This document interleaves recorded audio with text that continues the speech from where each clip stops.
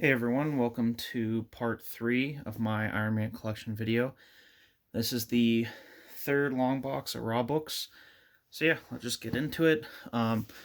Part 2 we left off, it was still in the, or near the end, I guess, of the Matt Fraction Salvador LaRocca run. So, Fear Itself. This, I don't know the Fear Itself main book. I know it was like a Thor Asgardian story. It was pretty cool. Tony versus he had to fight this like stone statue warrior thing. It was pretty cool. And this is where, yeah, this is where he makes the like Iron Destroyer armor, which I thought if anyone has seen the Avengers Earth's Mightiest Heroes cartoon, I thought they handled that story really cool when it was the battle for the Nine Realms, and Tony ends up with or like all the Avengers are transported to different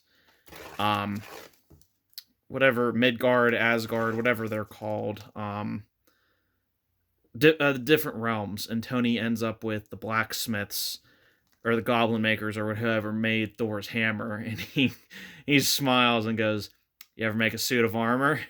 And he does. That's like in the show. He makes like the Iron or the Thor Buster, the Iron Destroyer armor, or whatever you want to call it.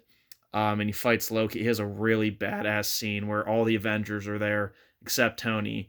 And Loki wipes the floor with them, and he goes, "What hope do you have of stopping me now?" And Tony flies down in a streak of lightning because his armor's power. Like it looks like when he shoots his repulsors and flies, it looks like Thor's lightning. And, does the superhero landing on one knee, and he stands up. He goes, "I will." He goes, and then he says, "Avengers assemble." Just so cool. This is when like the government, I think, or someone was, they wanted to control when Tony became Iron Man. It was up to their choice, and they were like kind of corrupt too or something. So he quits and has this, a new Iron Man takes over, but it's Rhodey, even though it shows Tony in that suit for some reason. But yeah, it's Rhodey. But like Rhodey faked his death earlier, and then Tony gets taken by the Mandarin, and the Mandarins force him to make stuff. But with him and Ezekiel Stane, or not, yeah, Ezekiel Stane is there, who he fought at the beginning of the Fraction run. Mandarin also took him over, like took his mind over, so they fight together to get out. They're not friends or anything. It's just, enemy of my enemy is my friend. And then this is the last issue of what I think is one of the best runs for Iron Man. This is the annual.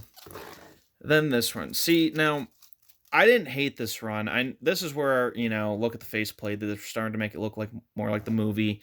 But I actually didn't mind this, and I liked the Greg Land art. I know everyone doesn't like Greg Land, but I thought this was a really fun series. And this also, so Tony already had like the perfect armors actually in the previous volume, and he has this new black and gold armor, which is like liquid. But as you can see on some of these variants, like he goes back to having multiple armors again. Like there's a stealth armor, specialized armors. And Pepper, I remember, comes in while he's working on one of them, and it's like, why are you building like extra armor? Like, why are you working on a Hulkbuster or a heavy army war machine armor? Like, if your new Liquid Tech can just mimic what your Bleeding Edge armor did, you don't need like to make other new armors. And he said, in a pinch of a fight, the liquid armor can make any tool I want or need. It can go into space, go in underwater, whatever. It can make like a laser. He goes, however, a specialized tool will always be better than, something that has like like a hunting knife will be better than a Swiss Army knife, because a Swiss Army knife is built to be many things instead of just being really good at one. A hunting knife is built to be good at cutting, killing, you know what I mean? So like, I mean, maybe that's not the best analogy, but like it's a good, what he says is a good explanation of a specialized tool is always like he could make like a arm laser from the liquid armor, but like if he specifically made an arm laser that attaches to the liquid armor, that would still be better. I don't know if that makes sense or not, but I really enjoyed this series until this happened, the Secret Origin of Tony Stark, where it turns out Howard and Maria Stark are not his parents. They were gonna have a baby, um, and it was gonna be named Andros Stark, and this guy who was like a robot from space, like was gonna help them, and they needed someone who was super smart, so Tony was gonna be specially designed. And the robot thinks it's Tony was their son, but it's not. It was another son. Tony was adopted, but he's just super smart because he's smart, and it was really convoluted and unneeded, and I still don't like it. I think I choose to ignore that. It's Tony was Howard and Maria's kid, end of the story, end of the day, because nothing else. It doesn't make sense for him to not be. That's like being like, oh, Aunt May and Uncle Ben are actually Peter's parents, and they just told him that because they didn't want him to feel, they just told him about Richard and Mary because they didn't want him to feel weird being adopted or something. Like, keep it simple. The simplest stories allow for the deepest, um, I guess, analyzations. I don't know what I'm trying to say here. Forgive me, it's been a long day and I'm tired. But I wanted to get this video out since it's been a couple days since I did the part 2 video. I love this run. I know, see, a lot of people hated this run until it became a key book for the Doctor Strange movie.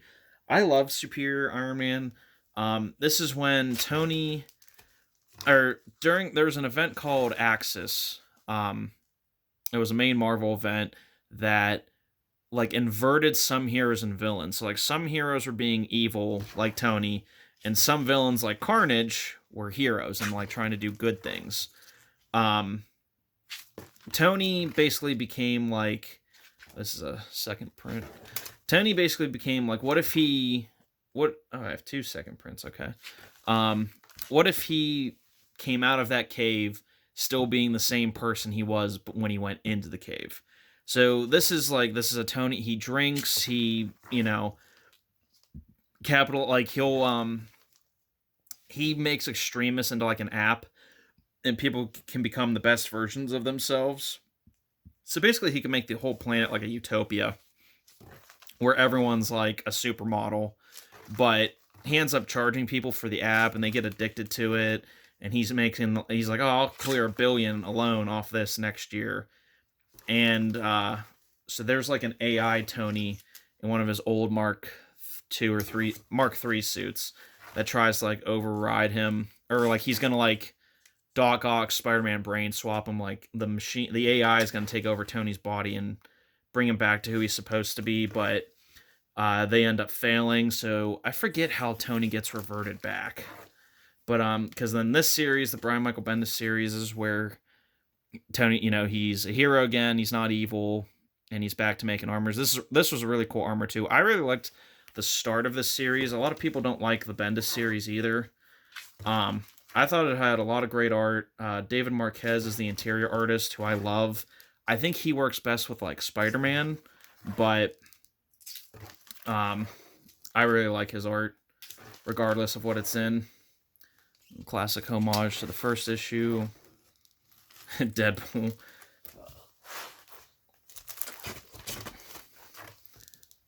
Yeah, I have a lot. These are all variants for number 1. I have a ton of these. Stegman variant.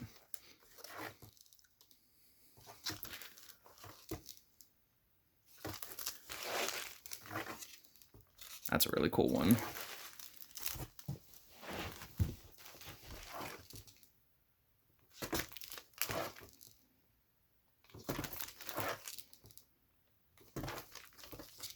Too. Yeah, just, I don't know. I really liked this armor. I liked this art. I liked this run right up until they introduced Riri Williams, which I don't think that's in here. That's a cool War Machine cover. Look at how many Gatling guns he has. And rocket launchers and all kinds of stuff. Story Thus Far variants. There's another variant. Yeah, the first Riri is not in here. Because it is graded since it did become a key.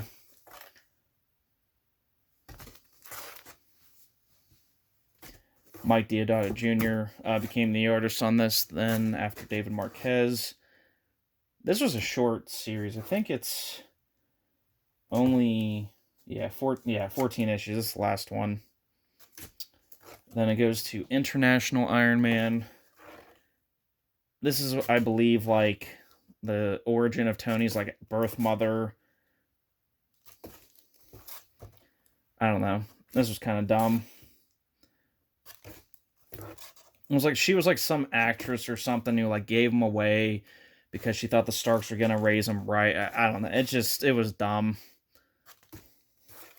And then the worst Iron Man run when Riri Williams becomes Iron Man. Because, you know, Marvel went through really big state in the comics, and now what they're doing in the movies where, you know, all their characters have to be, you know, black or a woman or a black woman, and nothing. They couldn't just make original characters. They have to, you know, just replace the good ones that have been around for 50 plus years.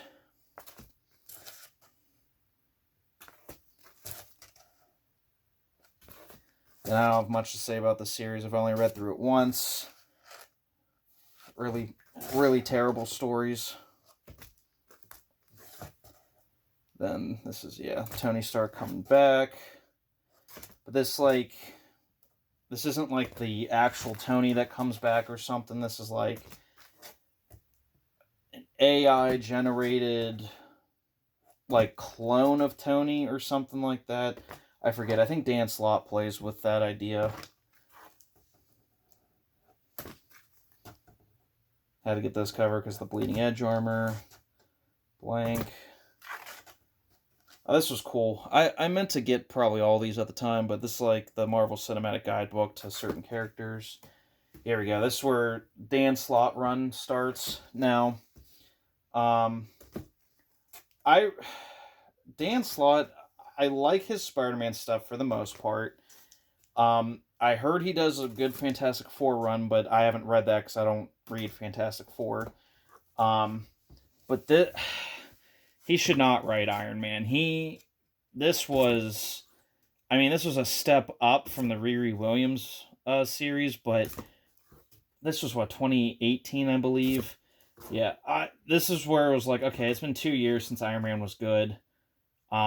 This is kind of a problem because once the Brian Michael Bendis, David Marquez Iron Man was good until Riri Williams was introduced and they switched to Mike Deodato Jr., which I like Mike Deodato Jr. art, but not for Iron Man. Then Riri Williams took over, which was bad, and then this series, like, it just got so political and like, oh, AI robots have rights and da da da da da, and like, just who cares? That's not what I'm reading Iron Man for. I'm reading to see some cool suits, some action, maybe a slight love story, and just him beating criminals by being the smartest guy in the room. Like, I don't know. Second print.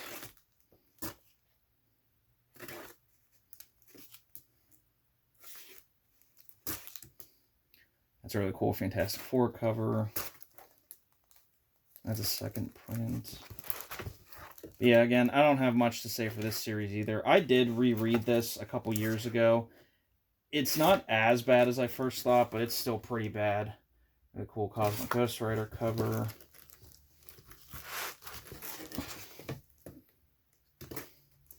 Now again, I like the 2005 to like 2011 series or 2012 series. And then I do like the 2013 Marvel Now series minus the Secret Origin.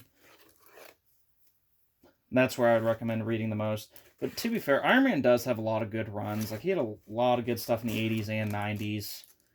It was just, in recent years, it's been really hit or miss. Okay, everyone, that's it for box number 3. Please stay tuned. There'll be box number 4. I don't know when I'll get that out, but will be coming. So thank you, and I'll see you in the next videos.